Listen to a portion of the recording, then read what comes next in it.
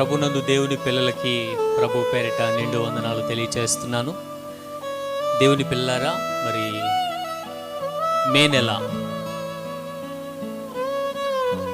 ఇంతవరకు కూడా దేవుడు తన కృపచేత మనల్ని కనికరించి కాపాడి భద్రపరిచి మరొక మాసంలోనికి మనల్ని ప్రవేశపెట్టినందుకు మరి నిజానికి ఇది బల్లారాధన ఆదివారం. మనమందరము కూడుకునే అవకాశం లేక ఈ విధంగా మనము ఆరాధించుకోవలసిన పరిస్థితి కనుక మనమందరము ప్రార్థన చేసుకుని కార్యక్రమాన్ని ప్రారంభించుకుందాం. పాటల ద్వారా, వాక్యం ద్వారా మనము దేవుని సన్నిధిని గడుపుదాం. మీరున్న స్థలాల్లో చాలా శ్రద్ధగా కూర్చున్నాలని మీకు మనవి చేస్తా ఉన్నాను. మహాపరిశుద్ధుడు, మహాగణుడైనటువంటి మా ప్రియ పరలోకపు తండ్రి, మీ పరిశుద్ధమైన ఘనమైన నామమునకు లెక్కలేని స్తుతులు స్తోత్రాలు చెల్లిస్తున్నాం. ఈ ఆదివార దిన కార్యక్రమాన్ని మేము ప్రారంభిస్తూ ఉండగా వీక్షిస్తున్న, అలాగే కాన్ఫరెన్స్లో వింటున్న ప్రతి ఒక్క బిడ్డని మీరు దీవించమని ప్రార్థన చేస్తున్నాం. తండ్రి, ఆరాధనలో మీ ఆత్మను సంచరింపచేయండి. వాక్య పరిచర్యలో నీ దీనదాసుని మరుగు చేసి నీ నోటికి బోరగా మాత్రమే వాడుకుని మీరు మా అందరితో మాట్లాడి అందరి హృదయములను ఒప్పింపచేసి ప్రభువా, మేము వింటున్నటువంటి ప్రతి మాటను బట్టి ప్రభువా మాలో జీవం పోసి జీవార్థమైనటువంటి బ్రతుకులు మేము బ్రతకడానికి కృప దయచేయండి. ఎండిన మూడు వంటి బ్రతుకులను ప్రభువా చిగురింపచేయండి. నీ వాక్యం ద్వారా మమ్మల్ని దీవించండి, ఆరాధన ద్వారా మమ్మల్ని దీవించండి. పాటల్లో మీరు ఉండండి, మీరే సహాయం చేసి ఆది నుంచి అంత్యం వరకు మీ నా మహిమార్థమై కార్యక్రమాన్ని నడిపించమని, చూస్తున్న అనేకులను మీరు దీవించి ఆశీర్వదించమని యేసయ్య నామములో ప్రార్థన అడిగి పొందుకొనుచున్నాము తండ్రి. ఆమేన్, ఆమేన్.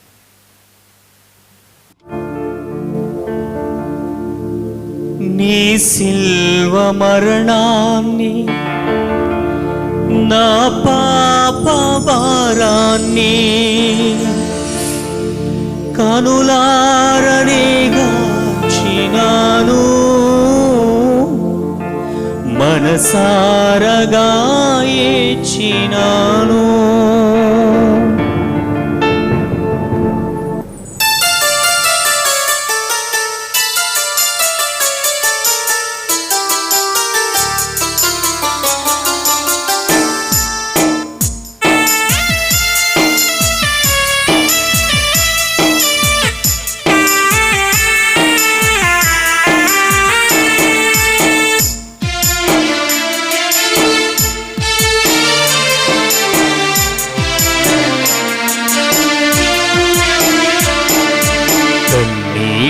కడలిలో క్రీస్తుని పడవలో కదిలింది నా బ్రతుకు యాత్ర,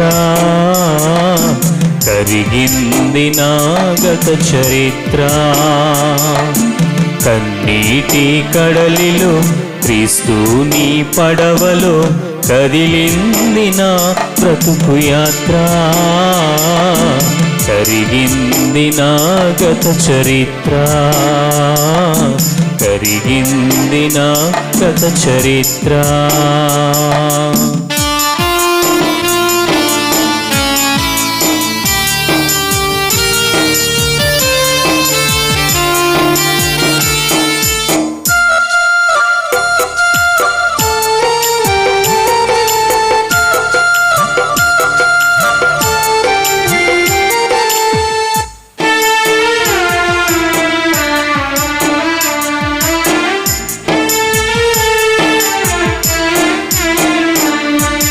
నీ సిల్వ మరణాన్ని, నా పాప భారాన్ని కనులారనే గాంచినాను, మనసారగా ఏచినాను.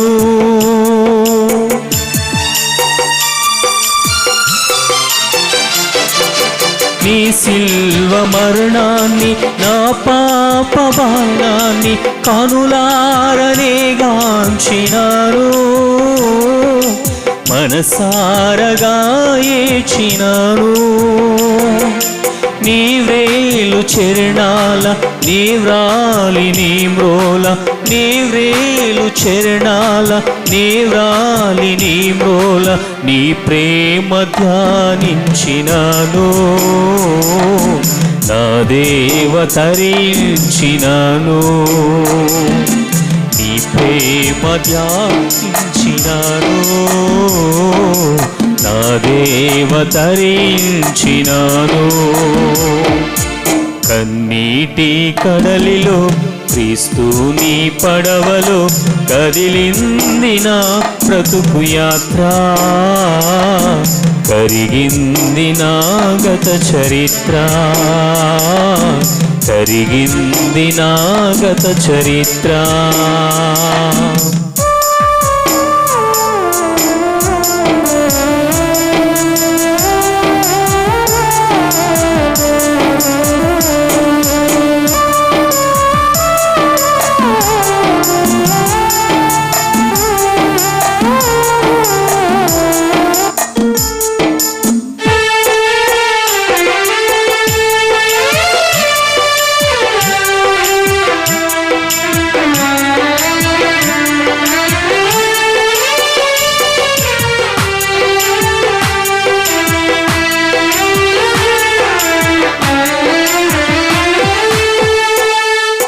చిరు చీకటిలో నిన్ను దర్శించ కన్నీళ్ళ మరుభూమి కరుదించినాను,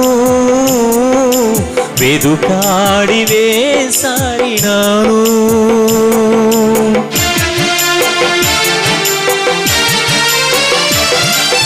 చిరు చీకటిలో నిన్ను దర్శించ కన్నీళ్ళ మరుభూమి కరుదించినాను, వెదుకాడి వేసారినాను.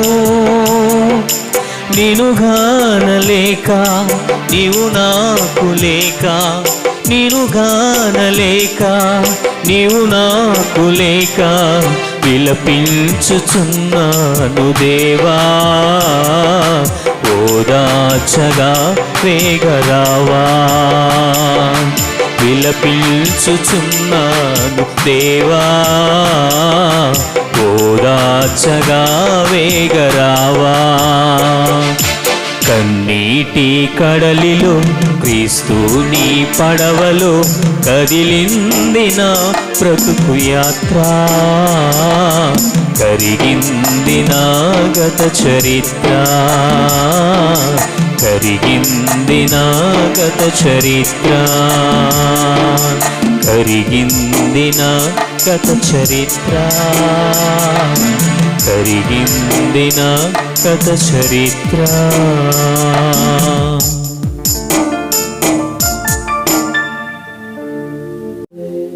దయచేసి అందరూ మనం ఉన్న స్థలాల్లోనే లేచి నిలవబడినట్లయితే ఈ 5వ నెల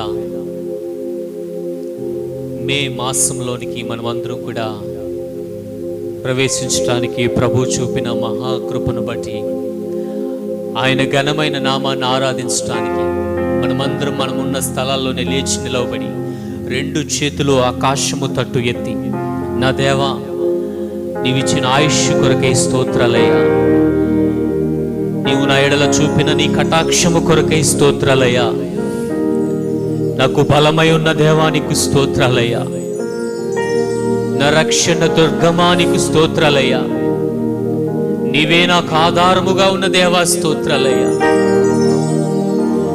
అయ్యా డాడీ స్తోత్రాలు తండ్రి. ప్రతి ఒక్కరూ నోరారా మనసారా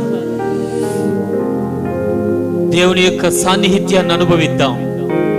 యేసయ్యా నీకు స్తోత్రాలయ్యా అని చెప్దాం. కలిమిలేమి దుఃఖములైనా సరే ప్రభు, నీవు నన్ను విడిచిపోలేదు, నా వెంట నిలిచావు నాయనా, నా తోడుగా నిలిచావు నాయనా. నీ సహాయము కొరకు స్తోత్రాలయ్యా. ఎబెనేజరుగా నీ ఉండి నాకు చేసిన సహాయము కొరకై స్తోత్రాలయ్యా. నీ కటాక్షము నా మీద ఉంచినందుకు స్తోత్రాలయ్యా అని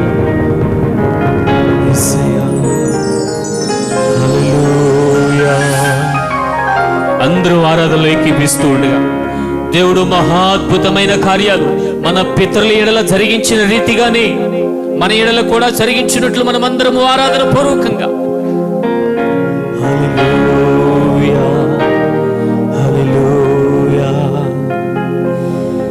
నీ కటాక్షము మాపై చూపించినావు. మా ఆయుష్కాలము దయతో దీవించినావు.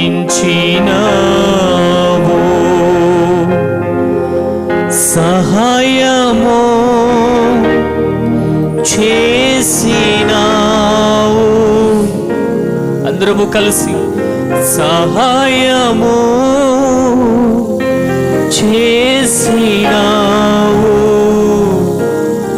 ఎబినేజరై ఇంతవరకు, ఎబినేజరై ఇంతవరకు.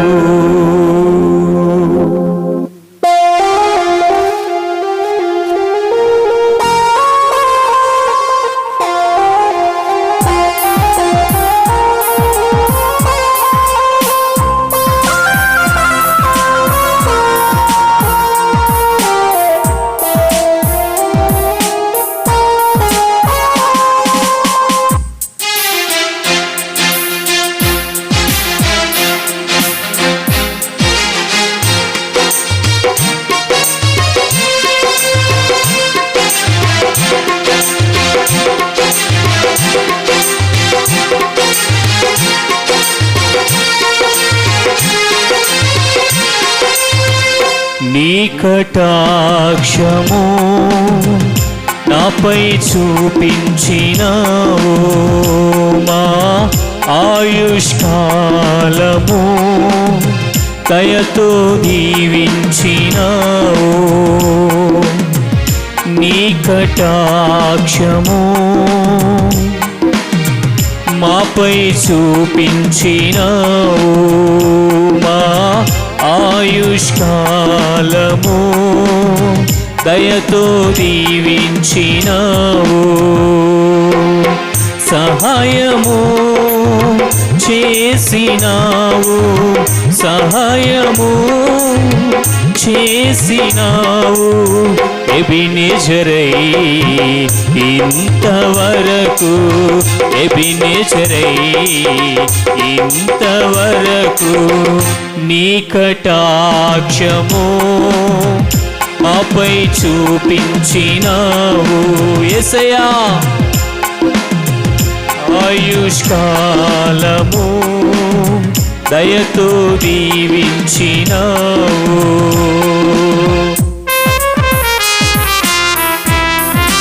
యేసయ్యా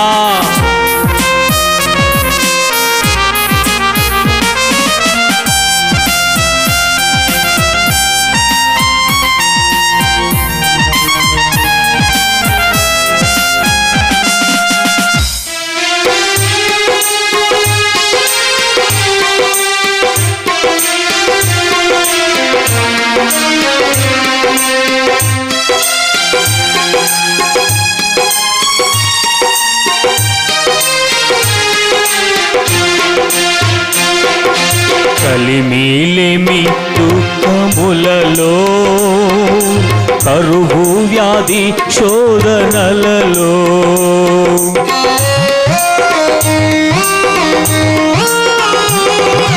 కలిమిలేమి దుఃఖములలో, కరువు వ్యాధి శోధనలలో.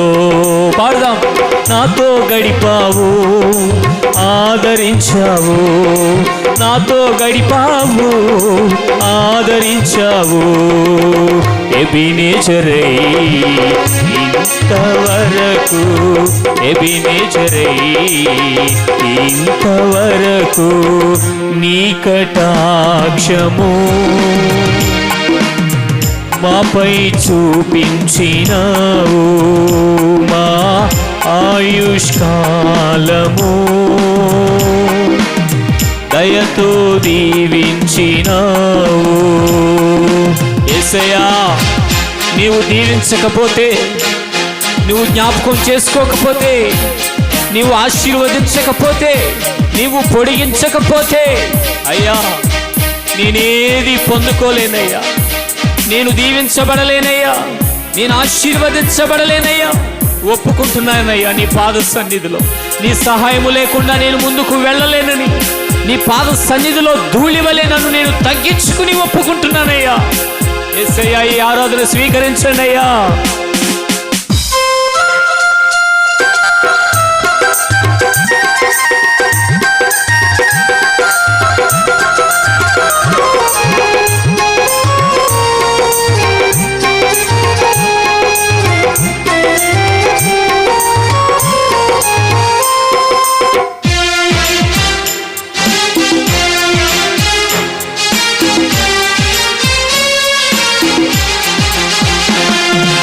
ఎడతెగని ప్రయాణములలో, ఎదురైన ప్రమాదములలో, యేసయ్యా ఎడతెగని ప్రయాణములలో, ఎదురైన ప్రమాదములలో,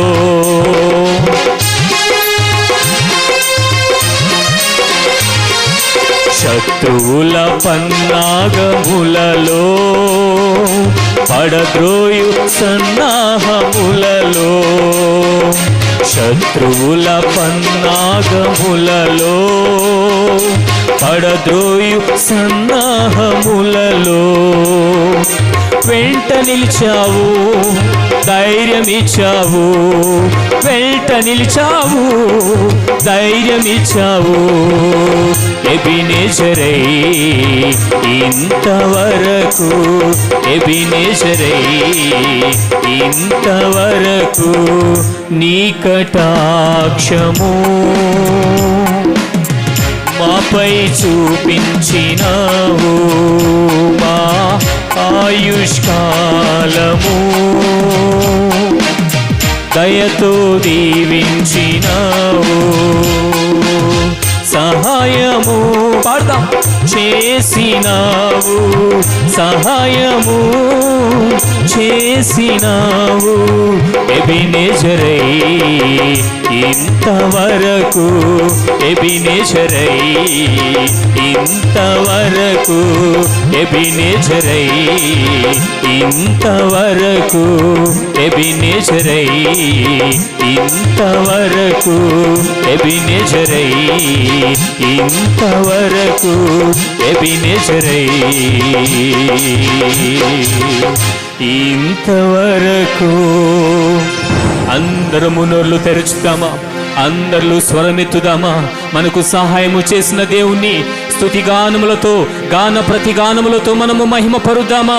హోసన్నా హోసన్నా, హల్లెలూయా హల్లెలూయా. సహాయము చేసినావు, సహాయము చేసినావు. ఎబినేజరై ఇంతవరకు, ఎబినేజరై ఇంతవరకు నీ కటాక్షము మాపై చూపించినావు. మా ఆయుష్కాలము దయతో దీవించినావు. అవునయ్యా, అనేకులు భయంకరమైన ప్రమాదాల్లో పడుతున్నప్పుడు, భయంకరమైన రోగాల చేత నశించిపోతూ ఉన్నప్పుడు దీనులమైన మమ్మల్ని ఎంతగానో జ్ఞాపకం చేసుకున్నావయ్యా. ఎన్నిక లేని మమ్ములను ఏర్పాటు చేసుకున్నావయ్యా. నీ సంఘముగా, నీ రక్తములో కడగబడిన వధువు సంఘముగా ఏర్పాటు చేసుకున్నావయ్యా. ఈ దినాన్ని ఆరాధన ద్వారా మీరు మాత్రమే మహిమ పొందునట్లు మిమ్మల్ని మనసారా ఆరాధిస్తూ ఉండగా నాయనా, వింటున్న మా ప్రియ బిడ్డలందరినీ, ఏకీభవిస్తున్న మా ప్రియ బిడ్డలందరినీ మీ ఆత్మకు అప్పగిస్తూ ఉండగా మీ పూర్ణాత్మ చేత, అభిషేకము చేత, పూర్ణ శాంతి చేత, సమాధానము చేత నింపి నడిపించు. నీ వాక్కుతో మాతో మాట్లాడమని అయ్యా మమ్మల్ని అందరినీ ఉత్తేజపరచమని, మరలా పురికొల్పమని, నీ రాకడకు ఆయుత్తపరచమని ఈ ఆరాధన మీ నామానికి ఆరోపిస్తూ యేసయ్య నామములో సమర్పిస్తున్నాము తండ్రి. ఆమేన్, ఆమేన్, ఆమేన్. అందరం కూర్చున్నామండి దయచేసి. ఇంతవరకు పాటల ద్వారా, ఆరాధన ద్వారా మనము దేవుని నామాన్ని మహిమపరిచి ఉన్నాం. కొన్ని నిమిషాలు దేవుని యొక్క వాక్యాన్ని పూట ధ్యానం చేద్దాం. ఈరోజు నిజానికి బల్లారాధన కార్యక్రమం కనుక ఒకరిని ఒకరు ఎడబాటుగా ఉన్న దేవుని యొక్క వాక్యం చేత ఈ దినము దిద్దబడి పరీక్ష చేసుకుని మనమందరము కూడా నిజమైన పశ్చాత్తాపము, లోతైన పశ్చాత్తాపంతో నిండుకుందాం. ప్రభు మనల్ని కనికరించినట్లు దేవుని వాక్యం మన హృదయాల్లోనికి వస్తూ ఉండగా ఒప్పుకుందాం. గడిచిన నెలలన్నిటిలో దేవుడు తన కృపను చూపినట్లుగా ఈ నెలంతయు కూడా కృప చూపినట్లు మనం ప్రభువుని వేడుకుందాం. దేవుని యొక్క వాక్యాన్ని విందాం. ఈరోజు రొట్టె ద్రాక్షరసాన్ని తీసుకునేటువంటి రోజు కనుక ఆ సందర్భాన్ని ఉద్దేశించి కొన్ని మాటలు ప్రియ ఆత్మీయ బిడలైనటువంటి మీతో పంచుకోవటానికి దేవుని యొక్క ఆత్మ నన్ను ప్రేరేపించగా ఈ పూట దేవుని శ్రేష్టమైన వాక్యాన్ని మనం ధ్యానిద్దాం. బల్లారాధన అంటే ఏమిటి? ఈ దినాన్న ప్రతి ఒక్క మందిరములో కూడా బల్లారాధన తీసుకునేటువంటి రోజు. రొట్టె ద్రాక్షరసాన్ని చాలా పరిశుద్ధంగా, పవిత్రంగా తీసుకునేటువంటి రోజు. బల్లారాధన అంటే ఏంటి? అయోగ్యముగా దాన్ని పుచ్చుకున్నవాడు శాపగ్రస్తుడవుతాడని, రోగగ్రస్తుడవుతాడని వాక్యం సెలవిస్తూ ఉంది కదా. దేవుని బిడ్డలారా, చక్కగా నా మాట వినండి. వాక్యం ఏం చెప్తుందంటే బల్లారాధన అంటే ఏంటి అని అడిగితే డైరెక్ట్ ఎన్కౌంటర్. ఏంటండి బల్లారాధన అంటే? Direct encounter. నీలో ఉన్నటువంటి తప్పిదాలను, అతిక్రమాలను, పాపములను అక్కడికక్కడే ఒప్పింపచేసేటువంటి కార్యక్రమము, అక్కడికక్కడే విడిపింపచేసేటువంటి కార్యక్రమమే బల్లారాధన. ఏదో ఆచారంగా రొట్టె ద్రాక్షరసం తీసుకుంటారు చాలా మందికి, ఇదొక ఆచారం. నెలలో ఉన్న ఆదివారాల్లో ఏ ఆదివారం అయినా సెలవు పెడతారు, కానీ మొదటి ఆదివారం సెలవు పెట్టరట. ఎందుకనంటే బల్లారాధన ఇస్తారు కాబట్టి, అది పవిత్రమైన, పరిశుద్ధమైన కార్యక్రమం కాబట్టి అని. బల్లారాధన యొక్క పరమార్థం ఏంటంటే, నీవు నేను వాక్యము చేత ఎన్కౌంటర్ చేయబడాలి, పరిశుద్ధాత్మని యొక్క సహాయము చేత ఎన్కౌంటర్ చేయబడాలి. అతి మాదిరిగానే యేసయ్య బల్లారాధన ఇస్తున్నారు. భోజనం అయిన పిమ్మట ఆయన ఒక పాత్రను ఎత్తుకుని, ఒక రొట్టెను పట్టుకుని దాన్ని విరిచి ఆయన శిష్యులకి ఇచ్చి, ఈ సంగతులు మనకి బాగా తెలుసు ప్రియులరా. ఆ వాక్యాన్ని మనం చదివితే మత్తయి సువార్త 26వ అధ్యాయంలో 20వ వచనం చూస్తే, సాయంకాలం అయినప్పుడు ఆయన 12 మంది శిష్యులతో కూడా భోజనమునకు కూర్చుండెను. వారు భోజనము చేయుచుండగా ఆయన, మీలో ఒకడు నన్ను అప్పగించునని మీతో నిశ్చయముగా చెప్పుచున్నానని చెప్పారు. లూకా సువార్త 22వ అధ్యాయంలో చూస్తే 21 నుంచి, క్షమించండి, లూకా సువార్త 22వ అధ్యాయము 19వ వచనం నుంచి, పిమ్మట ఆయన ఒక రొట్టె పట్టుకుని కృతజ్ఞతాస్తుతులు చెల్లించి దాన్ని విరిచి వారికిచ్చి, ఇది మీ కొరకు ఇయ్యబడుచున్న నా శరీరము, నన్ను జ్ఞాపకం చేసుకున్నటకు దీన్ని చేయుడని చెప్పాను. ఆ ప్రకారమే భోజనమైన తర్వాత ఆయన గిన్నెయు పట్టుకుని, ఈ గిన్నె మీ కొరకు చిందింపబడుచున్న నా రక్తము వలనైన క్రొత్త నిబంధన, ఇదిగో నన్ను అప్పగించు వాని చెయ్యి నాతో కూడా ఈ బల్ల మీద ఉన్నది. నిర్ణయింపబడిన ప్రకారం మనిషి కుమారుడు పోవుచున్నాడు, గాని ఆయన ఎవరి చేత అప్పగింపబడుచున్నాడో ఆ మనుషునికి శ్రమని చెప్పెను. వారు ఈ పనిని చేయబోవాడు ఎవరో అని తమలో తాము అనుకొనసాగిరి. దేవుని పిల్లలారా, ఈ బల్లారాధన కార్యక్రమంలో యేసు ప్రభు వారు మాట్లాడుతున్న మాటలు ఏంటంటే, మీలో ఒకడు, అనగా శిష్యుల వైపు చూపించి, మీలో ఒకడు నన్ను అప్పగింపబోచున్నాడు అని చెప్పాడు.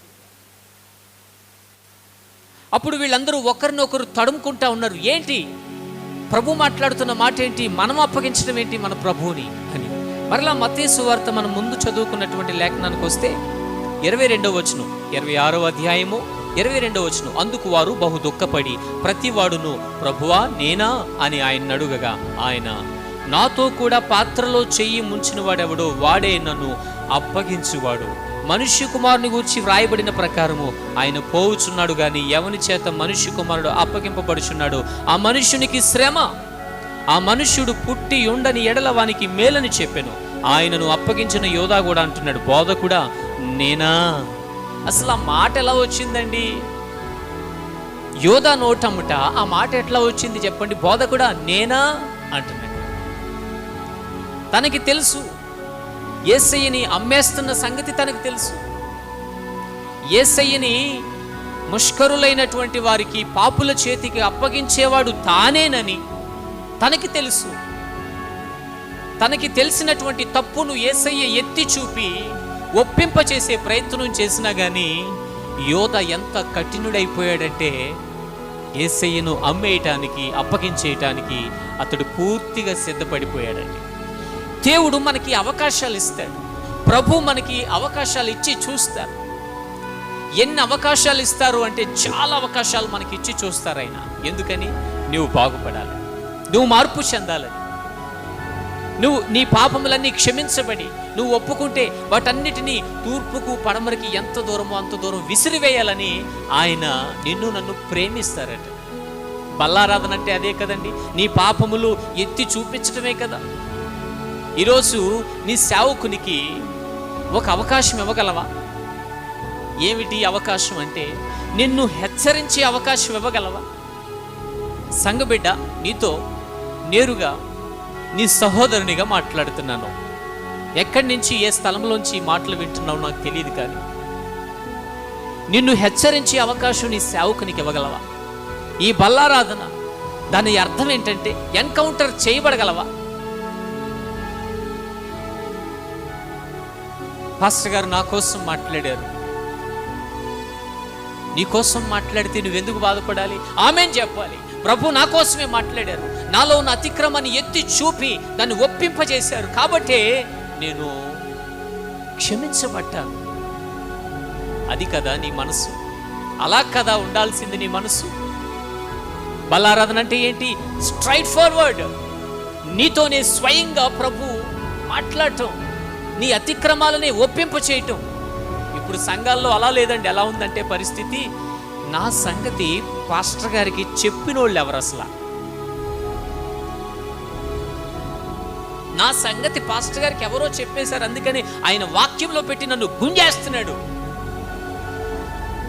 పాస్టర్ గారికి ఎవరైనా చెప్పినా చెప్పకపోయినా పరిశుద్ధాత్ముడు ఏదో ఒక దినాన నీ సేవకుని నోట్లో నుంచి మాట్లాడతాడు నీతో. అది గుర్తుపెట్టుకో. అది బల్లారాధన యొక్క ప్రత్యేకమైనటువంటి అర్థం కదా. యోధాకు అవకాశాన్ని ఇస్తున్నాడు ప్రభు, ఆయన ఒప్పుకోవట్లేదు, మీలో ఉన్న ఒకడే అన్నాడు. ఇది కొంచెం మర్మంగా చెప్పాడు కాబట్టి తన్ను కాదేమో అనుకునే ఛాన్స్ ఉంది యోధ. కానీ తర్వాత యోధయే అడిగాడు, ప్రభువా నేనా అన్నాడు.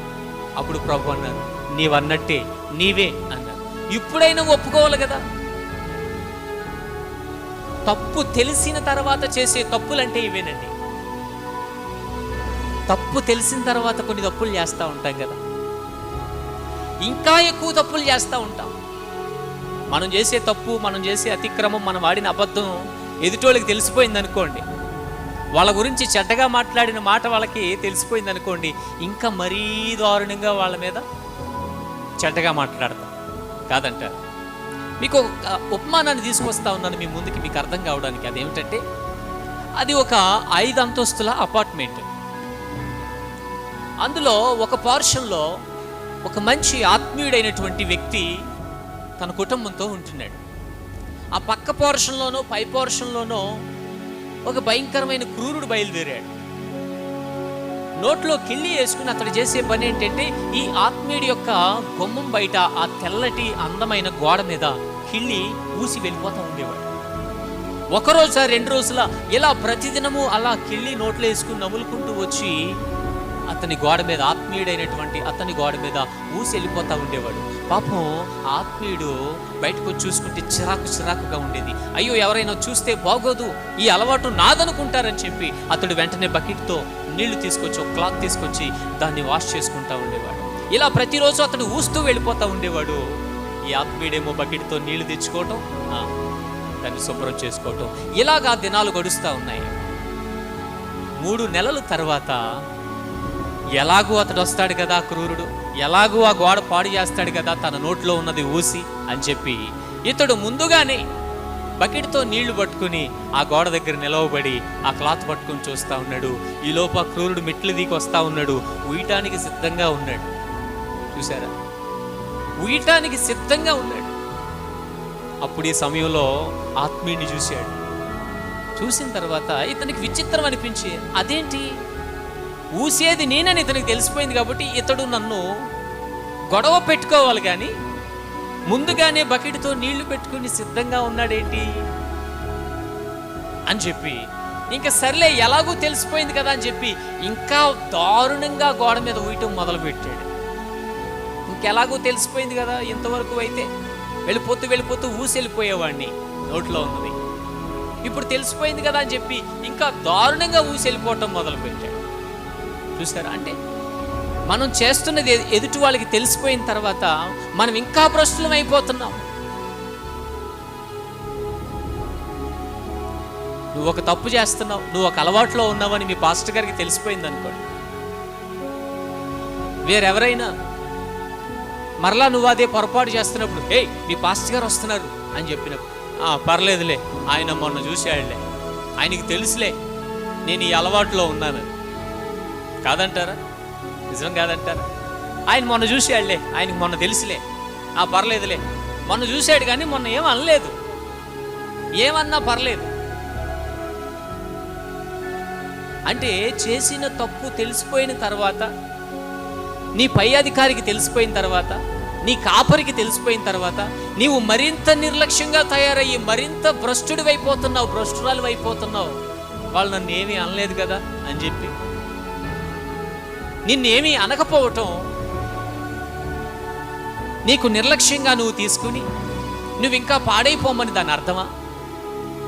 రోమీలకు రాసిన పత్రిక 5వ అధ్యాయము 21వ వచనము చివరిలో ఏమంటున్నారంటే, పాపము ఎక్కడ విస్తరించినో అక్కడ కృప అపరిమితముగా విస్తరించినట్టు.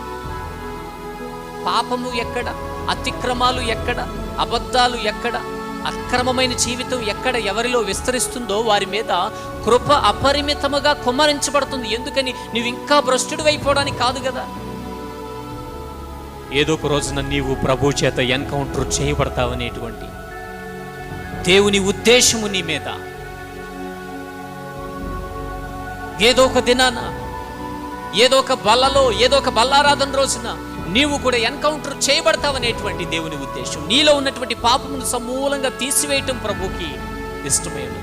సగం మారటం ప్రభుకి ఇష్టం కాదండి. కొంతమంది అనుకుంటారు తమకి ఇష్టమైనవి, తాము విడిచిపెట్టగలిగినవి విడిచిపెట్టేసి, నేను విడిచిపెట్టేశాను ప్రభువా, నీకు ఇష్టం లేని నేను వదిలేశాను ప్రభువా అని ప్రార్థన చేస్తారు. వాళ్ళకి ఇష్టమైంది మాత్రం విడిచిపెట్టరు. పైపెచ్చి ఎవరన్నా ఆత్మీయులు వచ్చి, ఏయ్ నువ్వు చేస్తున్న తప్పు అని అంటే వాళ్ళు ఏమంటారంటే, అదొక్కటి మాత్రమే అడగండి అయ్యా, మిగతా ఎన్నికో ఈ వదిలేశాను, ప్రభు కోసం ఈ వదిలేశాను, ఈ విడిచిపెట్టేశాను. ఆనాడు సౌలు రాజుతో కూడా దేవాతి దేవుడు చెప్పాడు, అమాలేకీయుల్ని పూర్తిగా నాశనం చేసేయండి. ఆనాడు భౌతికమైన శత్రువులుగా ఉన్నటువంటి ఇశ్రాయేలీల శత్రువులైనటువంటి అమాలేకీయుల్ని పూర్తిగా సమూల నాశనం చేయండి. ఎందుకనంటే వాళ్ళు మీ దారికి అడ్డు వస్తారు. రానున్న దినాల్లో భవిష్యత్తులో మీ దారికి అడ్డురాళ్ళు వేస్తారు. కాబట్టి అమాలేకీయుల్ని పూర్తిగా నాశనం చేసేయండి అని అంటే సౌలు ఏం చేశాడు తెలుసా అండి? దేవుని బిడ్డలారా, అగగు రాజును తీసుకుని వచ్చాడు. అమాలేకీయుల రాజు అయినటువంటి అగగును ప్రాణంతో పట్టుకుని వచ్చాడు. అంతేకాదు, ఆ శత్రువుల యొక్క స్థలాల్లో నుంచి, స్థావరాల్లో నుంచి విలువైన వాటిని, క్రొవ్విన వాటిని, దూడలను, ఎడ్లను, గాడిదలను, మేకలను, గొర్రెలను, వీటిని ఏరు తెచ్చుకున్నాడంటే దేవుడేం చెప్పాడు? సమూలంగా నిన్ను నాశనం చేయమని చెప్పాడు కదా వాళ్ళని, శత్రువుని. ఈరోజు నీ శత్రువైనటువంటి పాపమును, శాపమును సమూలముగా విడిచిపెట్టమని కదా ప్రభు చెప్తున్నాడు. సమూలముగా నాశనం చేయమని కదా నిన్ను ఎన్కౌంటర్ చేస్తున్నాడు. నీవు ఇంకా సగం మారు మనసుతో ప్రభు యొద్దకు వస్తావేంటి? దేవుని బిడ్డ, ఆలోచన చేసుకో. ఈ సౌలు చేసినటువంటి తప్పిదాన్ని బట్టి దేవుడు చెప్పాడు సౌలుతో, అక్కడ శాశ్వమేమీ మిగలకూడదు, అన్నిటినీ నాశనం చేసి వచ్చేయండి, అది మీ భవిష్యత్తుకు ఆశీర్వాదకరమైన సంగతి అని చెప్తే ఏం పర్లేదులే అని చెప్పి అక్కడి నుంచి కొన్ని తీసుకొచ్చాడు. ఈలో పాస్టర్ గారికి తెలిసింది ఆ సంగతి, దేవుడు చెప్పాడు. అప్పుడు సమూయేలు అయినటువంటి దైవజనుడు సౌలు యొద్దకు వచ్చి అప్పుడు అడుగుతా ఉన్నాడు, ఏమయ్యా నువ్వు చేసిన పనేంటి?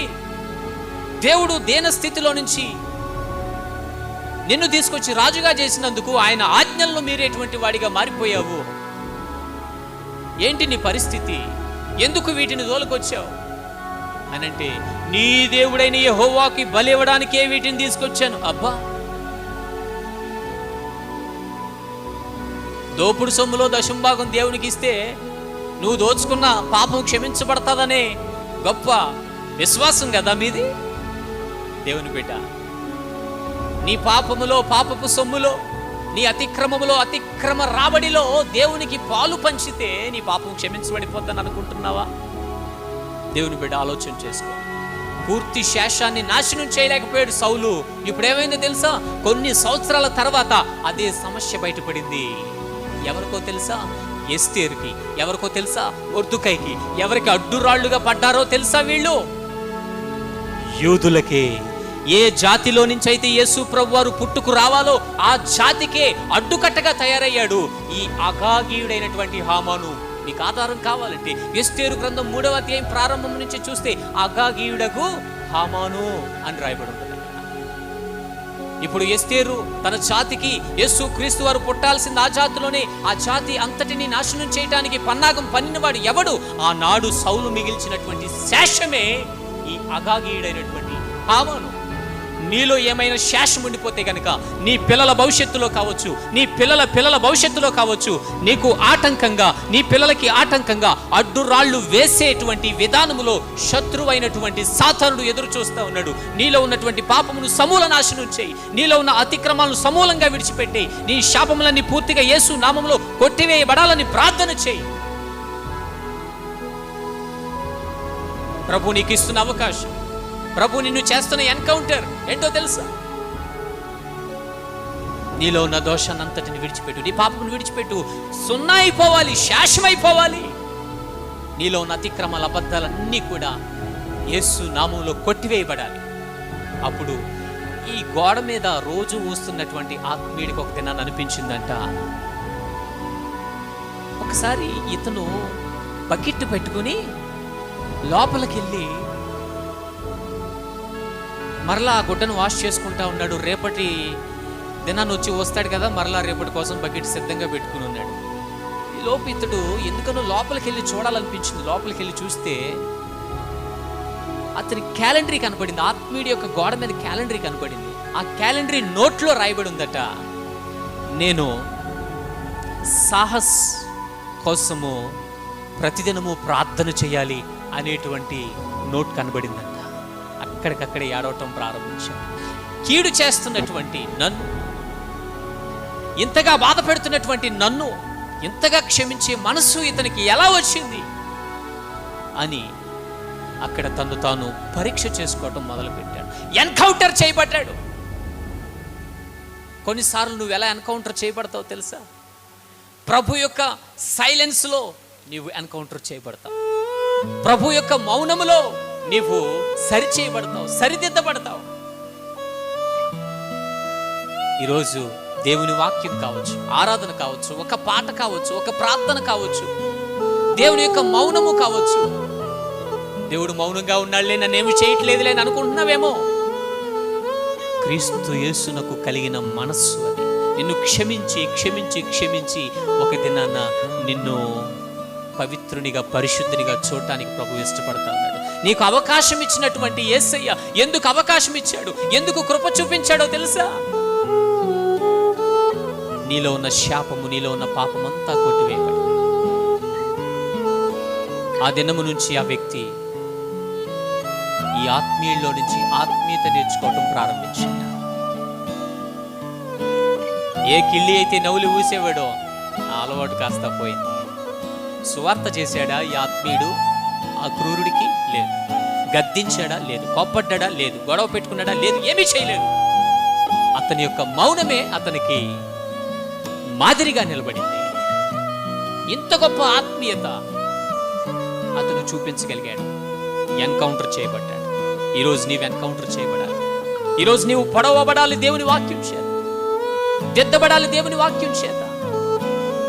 దేవుని వాక్య ఆవేశము నిన్ను తడుతున్నప్పుడే, అవకాశాలు ఇస్తున్నప్పుడే నీలో ఉన్న సమూలమైనటువంటి మూల్గులలో సహితము ఇరుక్కుపోయినటువంటి పాపములను, దోషములను, అతిక్రమాలను నీవు సున్నా చేసేసుకుని, శేషం చేసేసుకుని దేవుని యొక్క చిత్తానికి లోబడిపో. దేవునిని ఆశీర్వదించి నీ మేలుకై నిన్ను వాడుకుంటాడు. ప్రేమగల తండ్రి, కృపగల దేవ, ఈ వర్తమానం విన్నటువంటి బిడ్డలందరినీ మీరు దీవించి ఆశీర్వదించి వారి మేలు కొరకై ఈ వర్తమానాన్ని మీరు ఫలింపచేసి నడిపించి, వింటున్నా ఈ వీడియో చూస్తున్న మా ప్రియ బిడ్డలందరినీ కూడా మీరు దీవించి వాక్యానుసారంగా నడిపింపచేసి, ఇంకా శాపమేమైనా పాపమేమైనా శేషముగా మిగిలి ఉంటే దయతో వారిని మన్నించి ప్రభువా ఈ మధ్యాహ్నం పూర్తిగా కడిగి వేయమని ప్రార్థన చేస్తున్నాను. తండ్రి, మేలు చేయండి, అద్భుతం చేయండి. ఈ నెల ప్రారంభం నుంచి ముగింపు వరకు మీ కాపుదల సహాయం మాకు తోడుగా ఉంచి, భయంకరమైన ఈ కరోనా వ్యాధి నుంచి కూడా ప్రభువా మా దేశమును రక్షించి స్వస్థపరిచి, ఇప్పటికే మరణ పడకల మీద ఉన్నటువంటి రోగస్తులందరినీ కూడా మీ గాయపడిన హస్తంతో ముట్టి స్వస్థపరచమని ప్రార్థిస్తూ, మా సంఘ బిడ్డల్ని ఇదిగో వీక్షిస్తున్న ప్రతి బిడ్డను మీ దేవుని ఆశీర్వాదం, అభిషేకము చేత నింపి నడిపించి మహిమ తెచ్చుకున్నామని యేసే పరిశుద్ధ నామములో ప్రార్థన అడిగి పొందుకొనుచున్నాము తండ్రి. ఆమేన్. యేసు రక్తమే చేయి, ప్రవేశ రక్తమే చేయి, ప్రవేశ నామములో సంపూర్ణ విజయం, వాది క్రియలకు అనంత నాశనం కలుగును గాక. ఆమేన్. ఇప్పుడు మన తండ్రి అయిన దేవుని యొక్క ప్రేమయు, కుమారుడైన యేసుక్రీస్తు వారి యొక్క కృపయు, పరిశుద్ధాత్ముని యొక్క అన్యోన్య సహవాసము ఇప్పుడు ఎల్లప్పుడూ మనందరికీ నీ తోడేండు నడిపించును గాక. ఆమేన్. ఆమేన్.